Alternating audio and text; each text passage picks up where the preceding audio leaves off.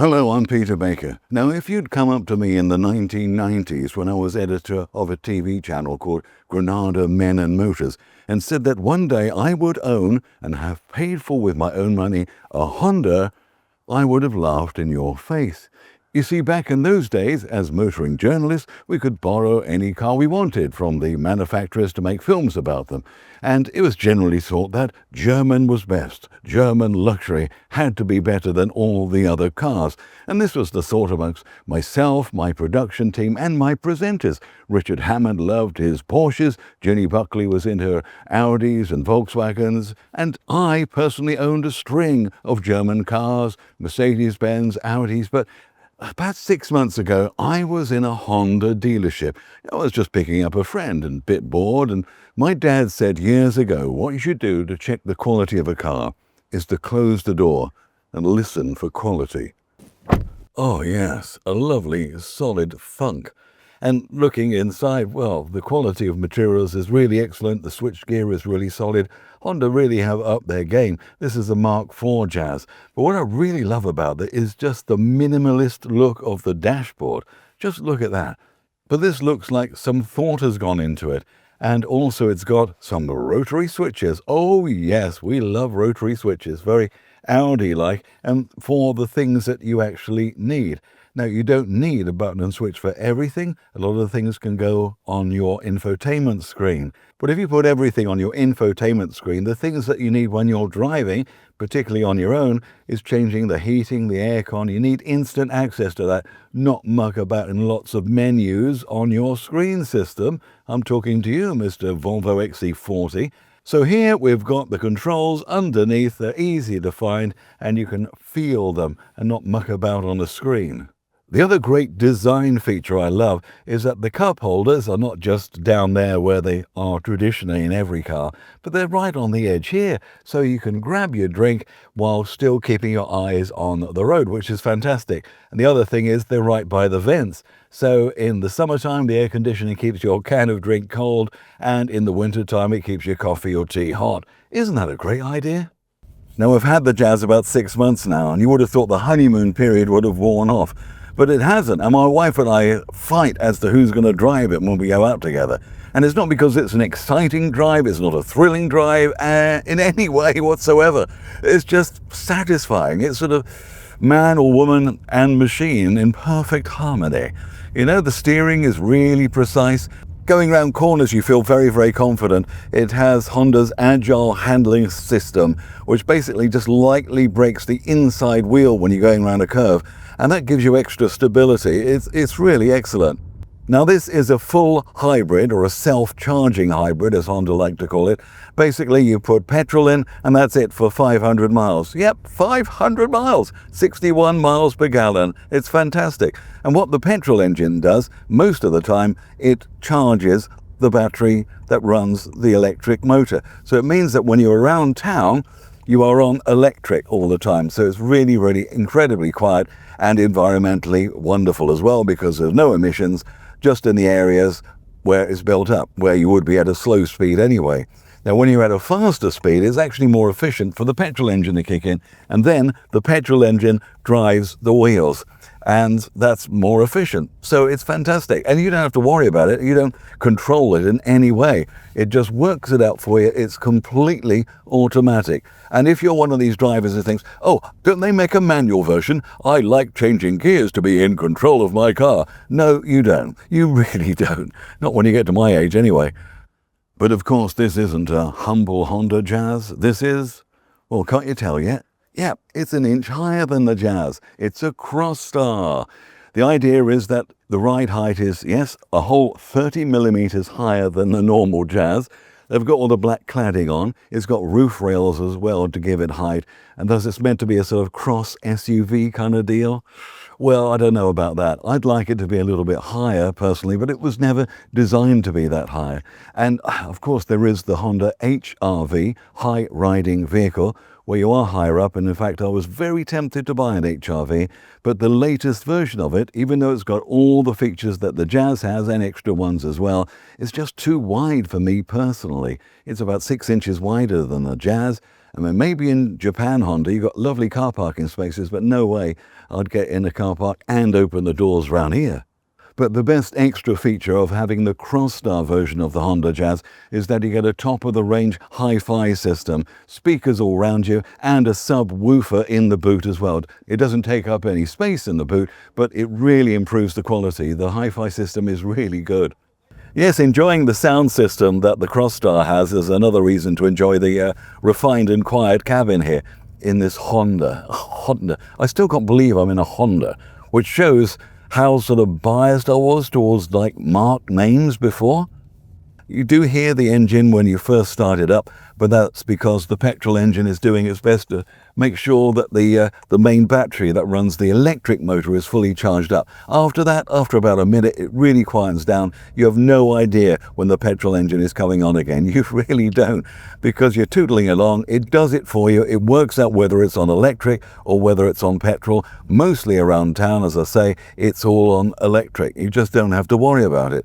And also when you're accelerating in electric, it doesn't make a sound like a London tube train accelerating, or when you're in reverse, it doesn't sound like a 1950s sci-fi flying saucer sound effect. I'm looking at you, Mr. Tesla. No, it's just quiet, quiet, quiet, quiet, and I love it. While I'm at it, here are 10 more things I love about the Honda Jazz Crossstar. The rear view camera is sharp and very wide angle. It's got a very tight turning circle, almost like a London black cab governor. Really supportive seats, great for long journeys, and they're waterproof. The magic seats at the back go flat for a big luggage load, or flip up so you can get things like a bike in there. At night you have automatic high beam, safer for you, and it doesn't blind oncoming vehicles. The heated seats are really effective. The seat and the back are heated well. Driver's visibility is astonishing thanks to the massive raked windscreen and the quarter lights, which are far bigger than the Mark III. I love the brake hold feature, so you don't need to keep your foot on the brake at lights. And over 60 miles to the gallon saves cash, as well as approximately 5,000 to 10,000 saved by not buying an equivalent so-called premium brand car in the first place. But let me tell you what I'm not happy about. Well, more upset about, to be honest. Because Honda, you've made such a great car here, but the handbook, well, and the PDF version as well, have such small little black and white pictures, it's difficult to see exactly what buttons to push for what. And two of the best features for this car for long motorway driving, it's difficult to know what to do, and it took me a while to sort it out, and I'm sure the people out there who'd love to do it, but don't know what button to push. So, to the motorway, and let's explain. Now, most high-end cars these days have got these two features, and they really are a boon for long motorway journeys. The Honda one works really, really well, and is all thanks to a sensitive camera up there on the windscreen, and also the clever electronics and the computer algorithms that work it all out for you. First of all, you need to push this button here. Up comes the green logo that says that lane keep assist is on, and suddenly the steering wheel goes stiff. Basically, it's hard to move from left to right. You're still in control of the car, and it may seem a bit weird at first, but don't worry about it. It's almost like being on rails. If you do want to change lanes, and I want to go in my left lane because it's safe to do so, you indicate, and just by indicating, it lets the steering wheel go floppy again, and you can steer. And then as soon as you're in the next lane, it goes stiff again, and lane keep assist is active again. It's brilliant, isn't it? So on safety-wise, it means that you have to indicate, which you should do anyway when you're changing lanes, and it reduces the micro steering you have to do on a long journey to keep in the lane. And the car will sort of steer itself. I'm going around the corner now, I'm holding the steering wheel, I'm honestly not turning it. The car is doing that. It's not autonomous, it's not semi-autonomous, you are still in control, you should be in control, you should be in the state of relaxed concentration all the time, but you are being kept in that lane by Honda's system here, thanks to that camera, the radar system, and the computer doing stuff for you. But the human brain has to come first, and someone may cut in front of you, you may have to change lanes, so please always concentrate. Now, the thing with motorways is that cruise control have made things so much easier over the years. But the problem with traditional cruise control is that once you've set it up, it just needs the traffic in front to slow down a bit, and you have to brake and, of course, set it up again.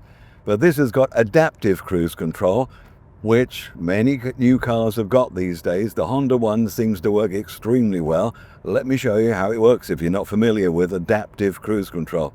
So I'm going at about 56, 57 miles an hour. I push the set button here, and there we are, it's set. Here it says 57 miles an hour. If I wanted to go a bit more and trim it, you can push the plus button here to go, say, up to 60.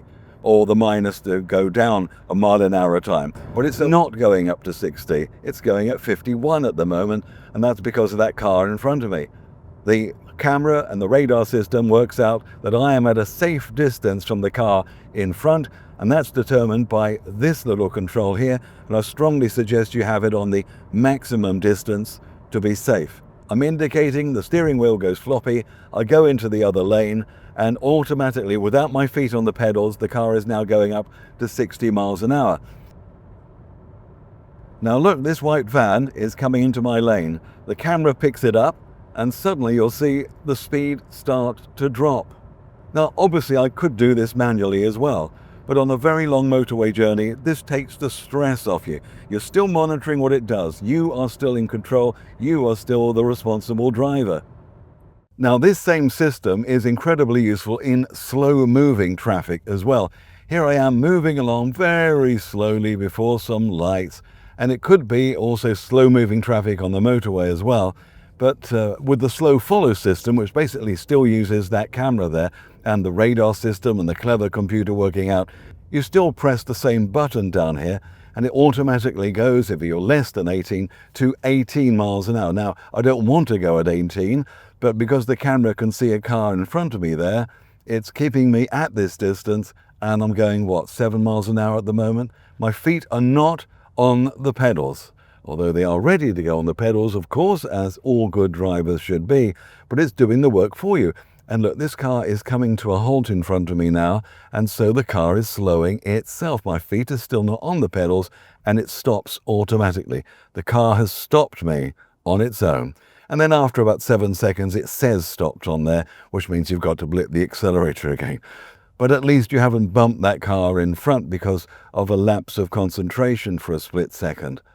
Now, of course, no system is fail-safe, and of course neither are humans, but the camera won't work when it's very heavy rain, when it's foggy, or when basically the windscreen is dirty. So make sure you keep that camera clean on the front of your windscreen at all times.